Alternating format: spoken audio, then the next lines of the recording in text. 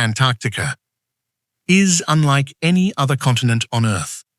Covering more than 14 million square kilometers, it is the fifth largest continent in the world and contains nearly 70% of the planet's freshwater. Locked inside vast ice sheets, it is the coldest, driest, highest and windiest continent on Earth.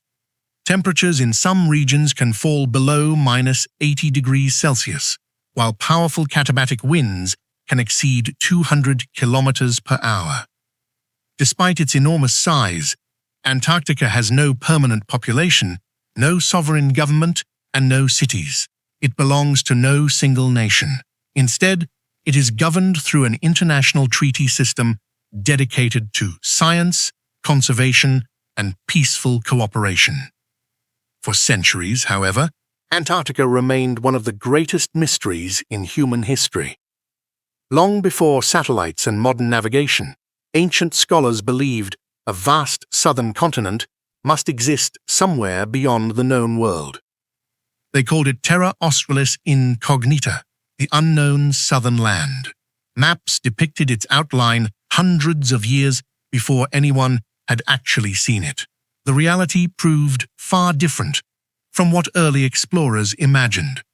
Instead of forests and fertile land, they discovered a continent buried beneath ice, a place so hostile that even today, reaching it remains a challenge. Every year, only a small number of visitors make the journey to Antarctica. Most arrive by ship after crossing the Drake Passage, a body of water famous for some of the roughest seas on the planet. Others choose a less common route, flying from the southern tip of South America directly to the Antarctic Peninsula. Our journey begins in Punta Arenas, Chile. Located near the southern end of the South American continent, Punta Arenas serves as one of the primary gateways to Antarctica. For explorers, scientists, and travelers, this city represents the final stop before entering one of the most remote environments on Earth. Yet even here, Antarctica remains in control. Flights operate only when weather conditions allow. Storms can appear without warning. Visibility can deteriorate rapidly. A carefully planned itinerary may change within hours. That uncertainty became apparent almost immediately. Originally, the expedition schedule called for a full day of preparation in Punta Arenas, followed by an overnight stay before departure. However, changing weather conditions forced organizers to move the flight forward by nearly an entire day. Passengers who expected a relaxed introduction suddenly found themselves preparing for departure within hours. It was the first reminder that Antarctica does not operate according to human schedules. Here, nature dictates the timetable. As departure time approaches, travelers board a specially chartered aircraft designed for Antarctic operations. Unlike commercial flights, these aircraft are equipped to handle the unique conditions associated with polar travel. Soon, the aircraft leaves South America behind. Below lies the Southern Ocean. Ahead lies Antarctica. The flight takes approximately 2 hours, but it crosses one of the most isolated regions on the planet. There are few alternative landing options.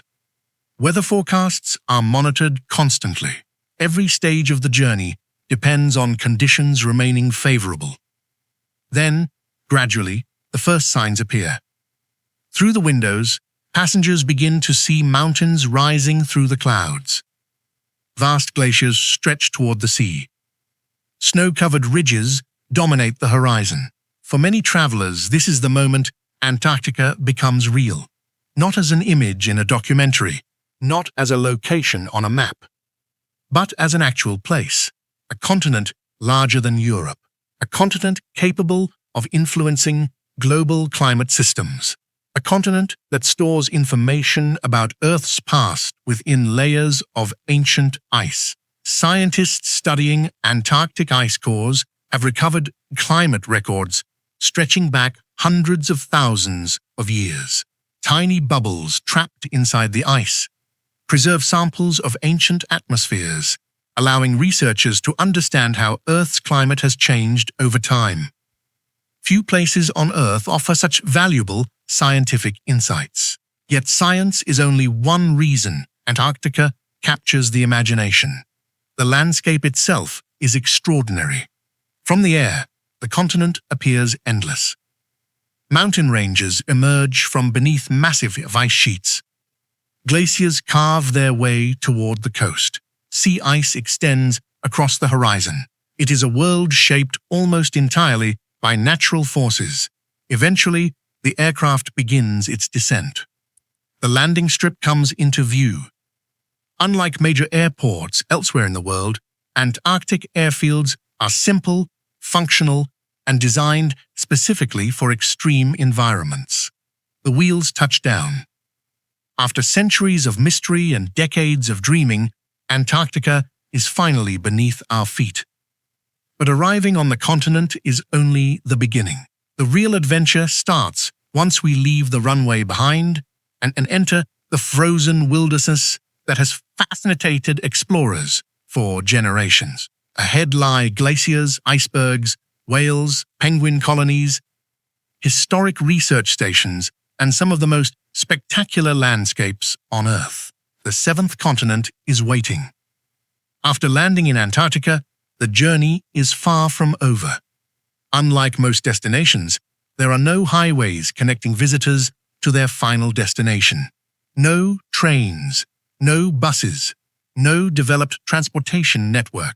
Antarctica remains largely inaccessible, and reaching many of its most spectacular locations requires a combination of aircraft, ships, and small expedition boats. The next stage of the expedition begins at the coastline. Waiting offshore is the vessel that will serve as both transportation and accommodation for the coming days.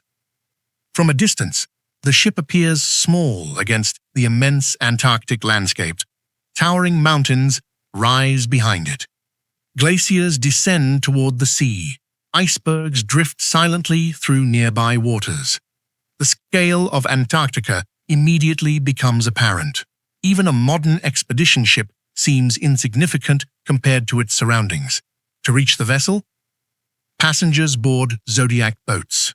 These inflatable craft have become an essential part of Antarctic exploration. Their shallow draft allows them to navigate among icebergs, approach remote shorelines, and reach locations inaccessible to larger vessels. As the Zodiac moves across the water, the temperature drops noticeably.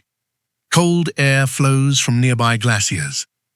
Seabirds circle overhead, and for the first time, Antarctica surrounds us completely.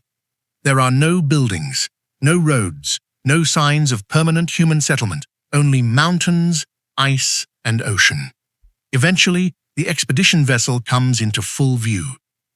This ship will become our home for the next several days as we explore one of the most remote regions on Earth. Before boarding, however, every visitor must follow strict environmental protocols. Antarctica is one of the most carefully protected environments on the planet. The introduction of foreign plants, seeds, soil, or microorganisms could potentially disrupt local ecosystems. As a result, boots and equipment are thoroughly cleaned and disinfected before entering sensitive areas. These procedures may seem simple, but they play an important role in preserving Antarctica for future generations. Once aboard, another surprise quickly becomes apparent. Modern Antarctic expedition vessels are remarkably comfortable. Many first-time visitors expect something closer to a research station or military outpost. Instead, they find a carefully designed ship built specifically for polar exploration. Cabins provide a warm refuge from the extreme environment outside. Large windows offer uninterrupted views of the surrounding landscape. Observation lounges allow passengers to monitor wildlife and scenery throughout the day. Dining facilities serve freshly prepared meals despite operating thousands of kilometers from major supply centers. The contrast is striking. Outside lies one of the harshest environments on Earth. Inside, life remains surprisingly comfortable. The cabin itself becomes an important part of the Antarctic experience. Unlike traditional vacations, where accommodation serves primarily as a place to sleep, Antarctic expedition cabins function as observation points. Many travelers spend significant time simply watching the landscape from their windows, and there is always something to see. A passing iceberg, a distant whale, a colony of seabirds, changing weather conditions, or simply the extraordinary light that defines the polar regions. One feature quickly becomes everyone's favorite. The balcony. Stepping outside provides an entirely different perspective. The air feels cleaner than almost anywhere else on Earth. The silence is remarkable, and the scenery appears almost unreal. Icebergs drift slowly through the bay. Snow-covered peaks dominate the horizon. The ocean reflects the landscape like a mirror. At times, it becomes difficult to determine where the mountains end and their reflections begin. For many visitors, these quiet moments become some of the most memorable parts of the journey. Not because something dramatic happens, but because Antarctica offers something increasingly rare in the modern world: space, silence, and a sense of scale that few places can match.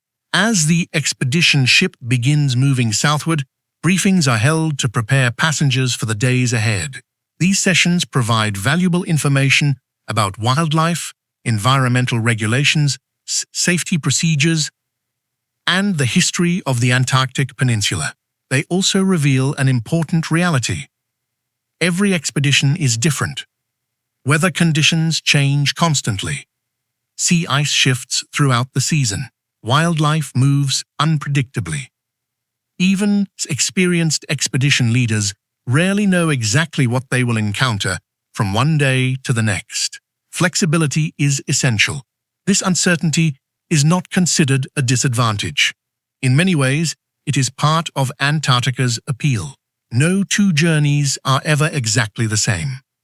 As evening approaches, the ship continues deeper into Antarctic waters. The light remains unusually bright.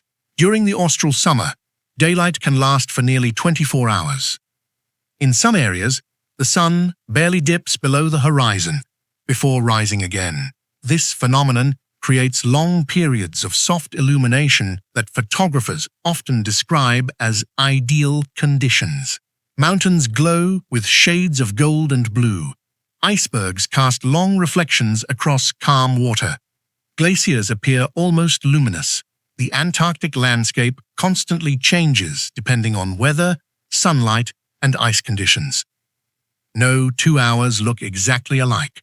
As night approaches, many passengers remain on deck. Nobody wants to miss the first iceberg, or the first whale sighting, or the first penguin colony. Antarctica has a way of keeping people awake. Every horizon promises another discovery. Every distant shape could become a story. And somewhere beyond the darkness, or what passes for darkness during the Antarctic summer, the continent continues to reveal itself. Tomorrow, the first true exploration begins. The ship will enter regions where giant icebergs become trapped in shallow water, where glaciers meet the sea, and where some of Antarctica's most iconic wildlife can be observed in their natural environment. For many travelers, it is the day they have been waiting for since the journey began. The first morning in Antarctica. During the night, the expedition vessel continues its journey deeper into the Antarctic Peninsula. While most passengers sleep, the surrounding environment changes dramatically. The ship passes through narrow channels, navigates around floating sea ice, and enters regions rarely visited by humans. When morning finally arrives, the view outside looks entirely different from the day before. Icebergs now dominate the landscape. Some are small enough to drift unnoticed through the waves. Others rise above the water like floating skyscrapers. For many travelers, this is the moment Antarctica truly begins. The first morning on the continent often leaves a lasting impression. Unlike mountains or forests, ice exists in a constant state of transformation. Nothing remains exactly the same. Every glacier is moving. Every iceberg is changing. Every season reshapes the landscape. And nowhere is this more visible than in the waters surrounding the Antarctic Peninsula. As passengers gather on observation decks and balconies, one feature immediately attracts attention: the color of the ice. Many people expect Antarctica to be entirely white. Instead, they discover shades of blue, unlike anything found elsewhere in nature. Some icebergs appear turquoise. Others glow with a deep sapphire color. The explanation lies within the structure of the ice itself. When snow falls, tiny air pockets become trapped between the crystals. Over hundreds or even thousands of years, additional snowfall compresses these layers into dense glacial ice. As pressure increases, most of the trapped air is forced out. The resulting ice becomes extremely compact. This dense structure absorbs longer wavelengths of light while reflecting shorter blue wavelengths back toward the observer. The older and denser the ice becomes, the more intense the blue coloration often appears. Some Antarctic ice visible today began forming long before the construction of the Great Pyramids of Egypt. In other words, parts of the landscape surrounding the ship may be thousands of years old. Later that morning, the expedition team announces the first Zodiac excursion. Passengers gather in the mudroom, a specially designed area used for preparing outdoor activities. Waterproof boots are distributed. Life jackets are secured. Cold weather gear is checked one final time. Within minutes, small groups begin descending into the waiting boats. The destination is one of Antarctica's most unusual environments, an iceberg graveyard. Despite the dramatic name, this location is not associated with danger. Instead, it refers to an area where large icebergs become trapped in shallow water or caught against underwater ridges. Unable to continue drifting north, they remain here for months or even years, slowly changing shape as wind, waves, and temperature reshape them over time. The result is a natural gallery of floating ice sculptures. Every iceberg appears different. Some resemble castles, others resemble arches or giant walls rising directly from the sea. A few contain caves carved by melting water. Others display smooth surfaces polished by years of exposure to wind and waves. Many exceed the height of a 10-story building. Yet what visitors see above the water represents only a small fraction of each iceberg's total size. Approximately 90% of an iceberg remains hidden beneath the surface. This fact gave rise to the famous expression, the tip of the iceberg, a reminder that what appears visible often represents only a small portion of the whole story. As the Zodiac moves quietly through the ice field, another form of life begins to appear. Dark shapes gather along rocky shorelines. At first, they seem motionless. Then one suddenly jumps into the water. A penguin. Soon another follows. Then dozens more. Antarctica is home to several penguin species, including Adelie, Gentoo, chinstrap, and emperor penguins. Along the Antarctic Peninsula, visitors most commonly encounter Gentoo and chinstrap penguins. Although penguins are often portrayed as clumsy birds, this description applies only when they are on land. In the water, they become something entirely different. Their wings function like powerful underwater flippers. Their streamlined bodies reduce drag, and their dense bones help them dive efficiently beneath the surface. Some species can reach speeds exceeding 30 kilometers per hour underwater. Compared to their awkward movements on land, the transformation is remarkable. Scientists often describe penguins as birds that effectively traded flight in the air for flight underwater. Watching them move through the ocean makes that comparison easy to understand. As the excursion continues, passengers begin noticing another characteristic feature of Antarctica: its silence. Unlike tropical destinations filled with insects, vehicles, or large human populations, Antarctica remains remarkably quiet. The sounds that do exist become more noticeable: the splash of a diving penguin, the distant call of a seabird, the gentle movement of water against floating ice, and occasionally a deep cracking sound. At first, it can be startling. The source is usually nearby ice. Glaciers constantly shift under their own weight. Icebergs fracture as temperatures change. Sea ice expands and contracts. The continent is never truly still. It only appears that way. Beneath the surface, Antarctica remains in constant motion. This dynamic environment supports an ecosystem far richer than many people expect.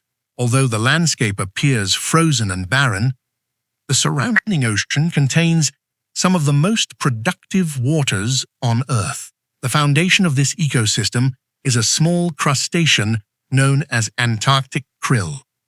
Barely larger than a human finger, krill form enormous swarms that support fish, seabirds, seals, penguins, and whales.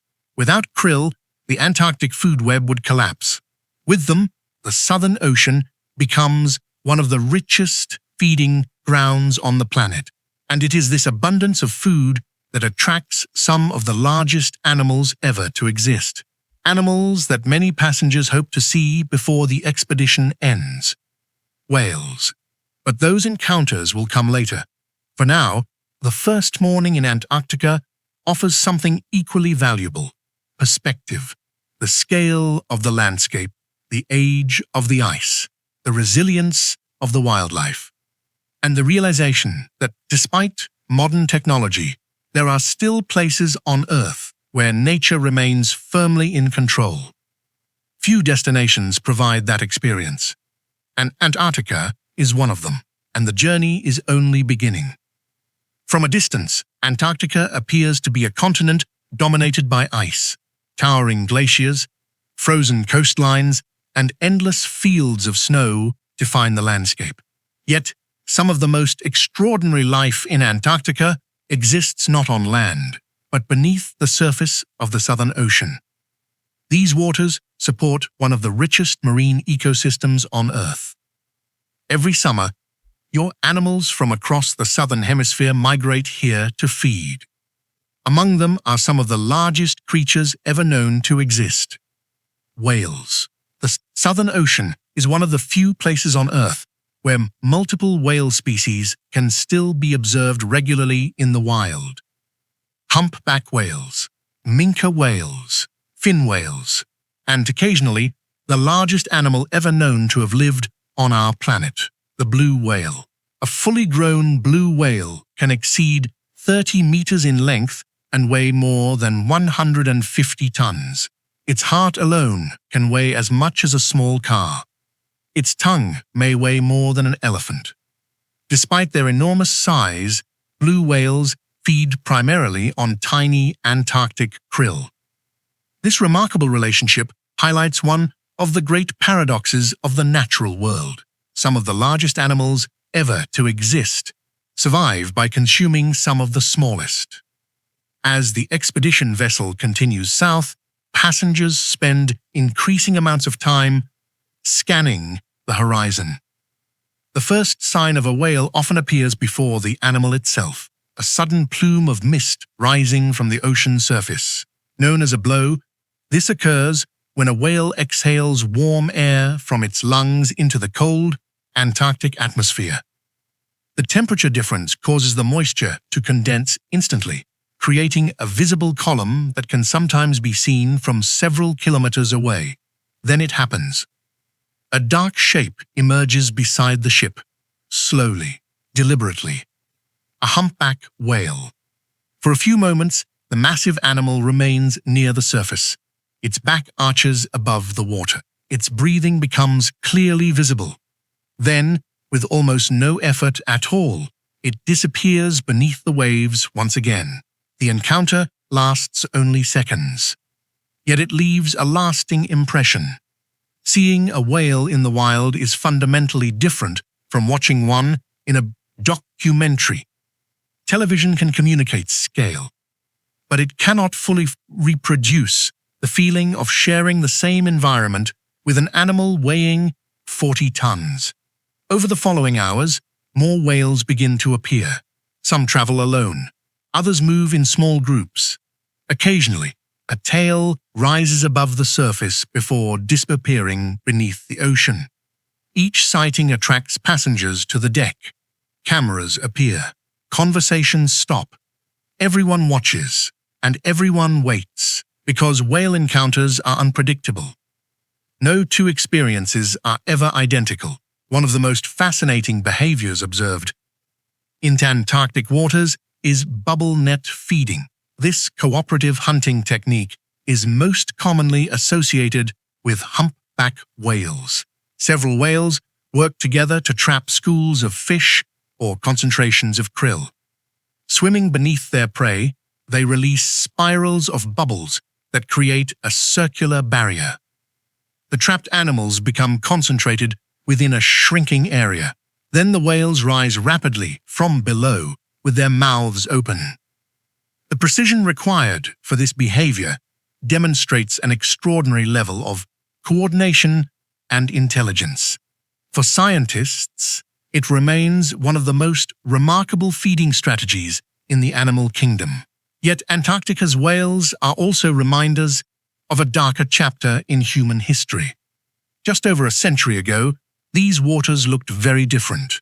Beginning in the early 20th century, industrial whaling expanded rapidly across the Southern Ocean. Whaling stations appeared throughout Antarctica. Factory ships followed migrating whale populations into remote waters. Advances in technology allowed hunters to process whales on an unprecedented scale. The consequences were devastating. Between the early 1900s and the second half of the 20th century, millions of whales were killed throughout Antarctic waters. Some species experienced population declines exceeding 90%. Blue whales suffered particularly severe losses. Scientists estimate that Antarctic blue whale populations fell from hundreds of thousands of individuals to only a few thousand.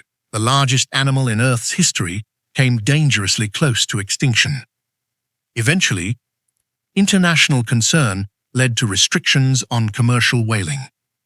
In 1986, a global moratorium on commercial whaling came into effect. Although controversial exceptions remain in certain regions, the large-scale industrial hunting that once dominated Antarctica largely came to an end. Today, many whale populations are slowly recovering. The process remains gradual. Whales reproduce slowly. Some species require many years to reach maturity. Recovery can take decades, yet signs of progress are increasingly visible. Researchers have documented growing populations of humpback whales in several Antarctic regions. Animals that once nearly disappeared are beginning to reclaim parts of their former range. For visitors, these encounters represent more than wildlife observation. They represent resilience, proof that ecosystems can recover when given sufficient protection. As afternoon approaches, the expedition team announces another Zodiac excursion. The objective is simple: observe wildlife at closer range while exploring a sheltered bay known for whale activity. Conditions are nearly perfect. The water remains calm. Visibility is excellent, and almost immediately, signs of marine life begin to appear. Several hundred meters away, a whale surfaces. Then another. Soon, the small zodiac finds itself surrounded by activity. A humpback whale emerges unexpectedly nearby, close enough for passengers to hear its breath, close enough to appreciate the texture of its skin, close enough to understand why early sailors described whales as sea monsters. Yet there is nothing threatening about the encounter. The whale appears calm. Curious, perhaps. For several minutes, it moves slowly through the bay before disappearing beneath the surface. Experiences like this explain why Antarctica continues to attract visitors from around the world. The continent offers something increasingly difficult to find elsewhere. Authentic wilderness, not recreated, not controlled, not staged. A place where wildlife still behaves according to ancient patterns. A place where humans remain visitors rather than masters. As the Zodiac returns to the ship, attention shifts toward the horizon. The evening light begins to soften. Icebergs cast long reflections across the ocean, and beyond the mountains, another destination awaits. A place where humans have chosen to live and work at the edge of the world. A place surrounded by penguins. A place home to one of the most remote post offices on Earth. Tomorrow, the expedition will visit Port Lockroy, one of Antarctica's most fascinating settlements. By the middle of the expedition, most visitors have become familiar with Antarctica's wildlife, glaciers, and ice-covered landscapes. But Antarctica is not entirely without human presence. Scattered across the continent are research stations, seasonal field camps, and a handful of historic sites that tell the story of humanity's relationship with the frozen South. Among the most famous is Port Lockroy. Located on Goudier Island along the Antarctic Peninsula, Port Lockroy is one of the most visited sites in Antarctica, and one of the few places where travelers can observe what daily life looks like for the small number of people who spend months living in one of the most isolated regions on Earth. As the Zodiac approaches the island, the first thing most visitors notice is not the buildings, it is the penguins. Hundreds of Gentoo penguins occupy the rocky terrain surrounding the station.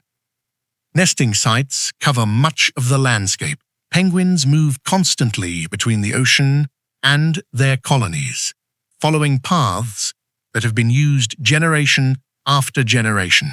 These routes are known as penguin highways. Unlike roads created by humans, penguin highways develop naturally as thousands of birds repeatedly travel along the same paths. Over time, the routes become clearly visible across snow, gravel, and ice. Researchers often use these pathways to better understand penguin behavior and colony dynamics. Despite the presence of humans, the penguins appear largely unconcerned. In Antarctica, wildlife has evolved with relatively little direct contact with people. As a result, animals often show far less fear than they would in more populated parts of the world. The island itself is small, yet its history is surprisingly significant.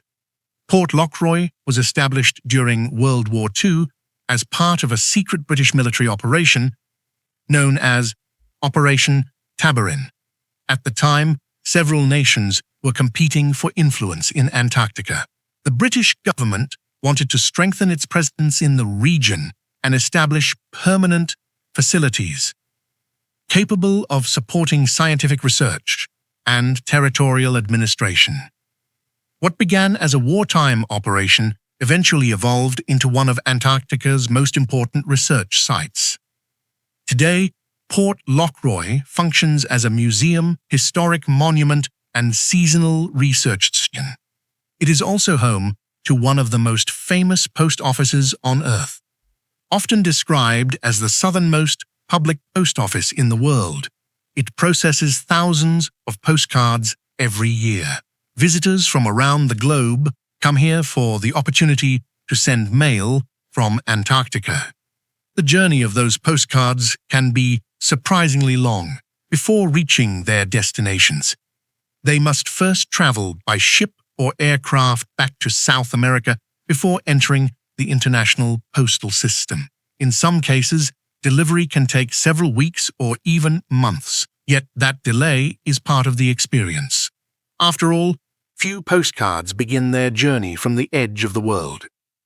Inside the historic buildings, visitors gain insight into what life was like for early Antarctic researchers. The accommodations are simple. Living spaces are compact. Equipment is basic by modern standards. Yet these facilities supported scientists and explorers operating in one of the harshest environments on Earth. Many of the original objects remain preserved: typewriters, scientific instruments, communication equipment, personal belongings. Together, they offer a glimpse into an era when Antarctic exploration required extraordinary determination. Life at Port Lockroy remains challenging even today. The station operates only during the Antarctic summer. Staff members live in close quarters for months at a time. Supplies arrive by ship. Weather conditions can change rapidly. And despite advances in technology, isolation remains a defining feature of life here. Modern conveniences that many people take for granted are often limited or absent. Fresh deliveries are infrequent. Internet access can be restricted, and medical assistance may be thousands of kilometers away. Yet year after year, people continue applying for the opportunity to work here. Why? The answer is surprisingly consistent. Many describe Antarctica as addictive, not because it is comfortable, but because it offers experiences unavailable anywhere else on Earth. Few places allow people to wake up surrounded by glaciers, to observe penguins outside their workplace, or to witness untouched wilderness on a daily basis. For some, Antarctica becomes more than a destination. It becomes a calling. The phenomenon is so common among polar workers that it has earned a nickname, the polar bug, a term used to describe the desire to return repeatedly to polar regions despite the challenges involved. Scientists, guides, researchers, expedition leaders. Many spend years moving between Antarctica and the outside world, and once they leave, many begin planning their return almost immediately. Perhaps the appeal lies in Antarctica's simplicity. Daily life becomes focused on essentials: weather, wildlife, research, community. The distractions of modern life feel distant. Time seems to move differently, and the natural world takes center stage. As visitors explore the station, another reminder of Antarctica's uniqueness becomes impossible to ignore: the silence. Despite the presence of people, Port Lockroy remains surrounded by vast wilderness. Beyond the small collection of buildings lies an enormous continent, stretching thousands of kilometers in every direction. A continent largely unchanged by human development. A continent where nature still dominates the landscape. Eventually, it is time to leave. The Zodiacs return to shore. Passengers board once again, and Port Lockroy slowly disappears behind them. But the stories remain. Stories of explorers, scientists, researchers, and ordinary people who chose to spend part of their lives in one of the most extraordinary places on Earth. Ahead lies another side of Antarctica, one shaped not by people or wildlife, but by geology. A place where fire and ice exist side by side. A place where ships can sail directly into the center of a volcano. A place known as Deception Island, one of the most unusual locations anywhere on the planet.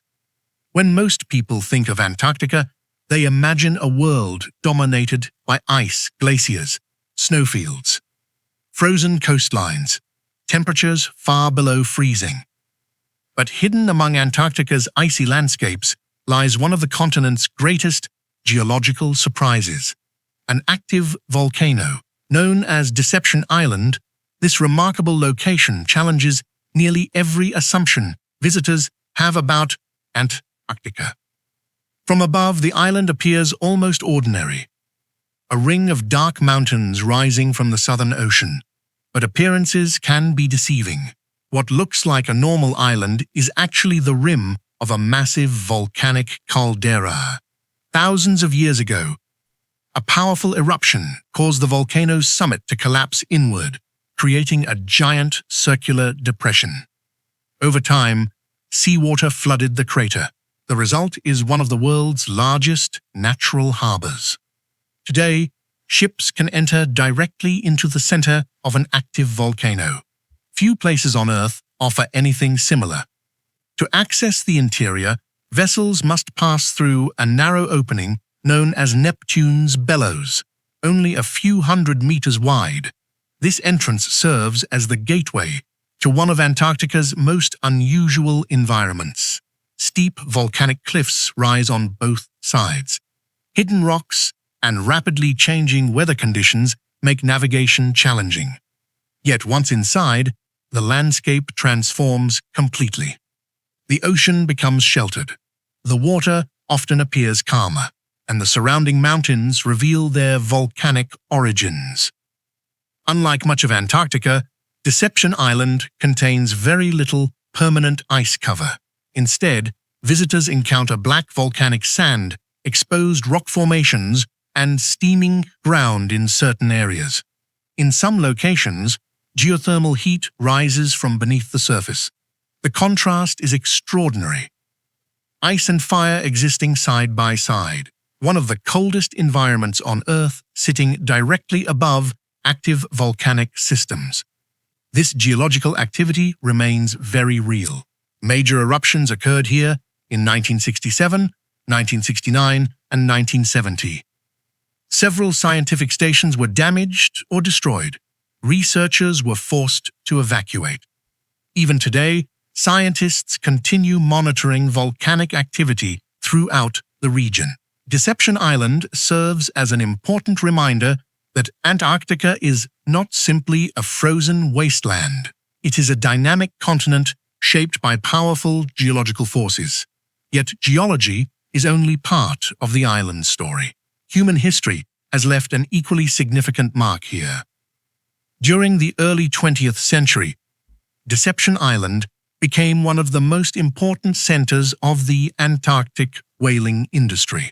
Its sheltered harbor provided ideal conditions for processing whale carcasses. Whaling stations were established along the shoreline. Storage tanks were constructed. Industrial facilities appeared where only wildlife had existed before. For several decades, thousands of whales were brought here, their bodies processed into oil and other commercial products. At the time, whale oil was used extensively throughout the industrialized world. It powered machinery, provided lighting, supported manufacturing, and generated enormous profits. Demand seemed endless. The consequences were devastating. Whale populations throughout the Southern Ocean declined dramatically. Entire species were pushed toward collapse.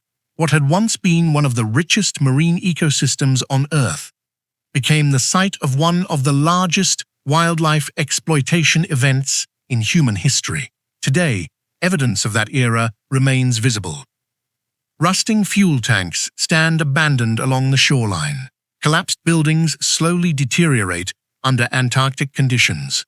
Machinery sits frozen in time.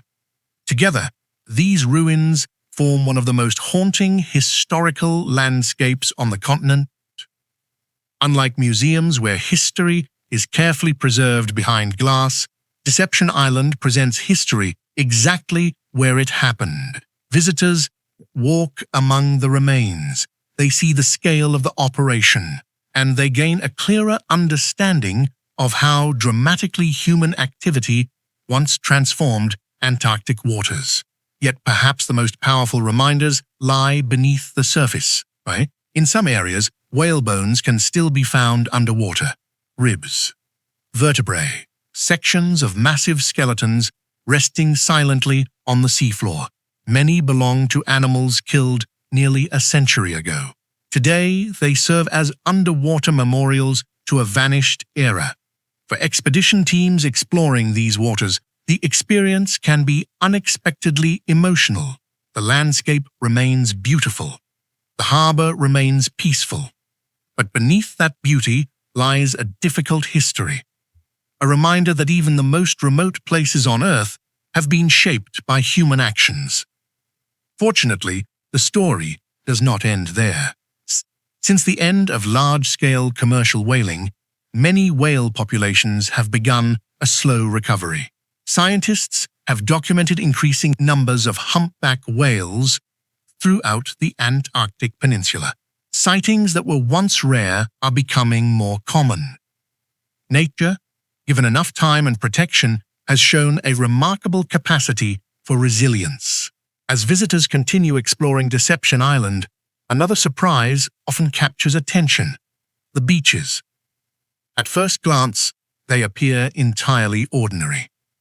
Black volcanic sand stretches along the coastline. Yet beneath the surface, geothermal heat sometimes warms the ground.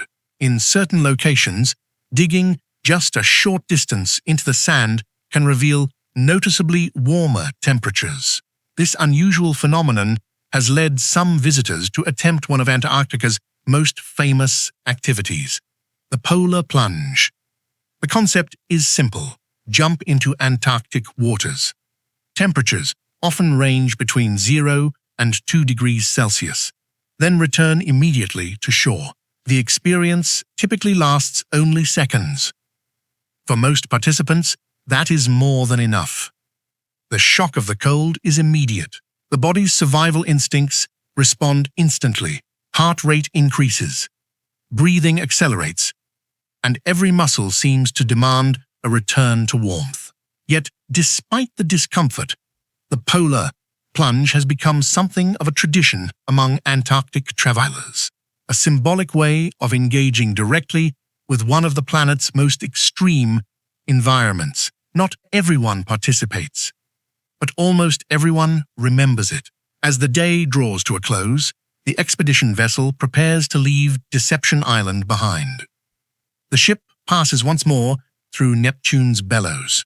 The volcanic crater slowly disappears into the distance. Ahead lies open water, glaciers, icebergs, and one final chapter in Antarctica's story. A story not about exploration, not about wildlife, not about geology, but about why this continent continues to affect those who visit it. Because long after the glaciers disappear from view and long after the journey ends, many travelers discover that Antarctica is difficult to forget, and for some, impossible to leave behind.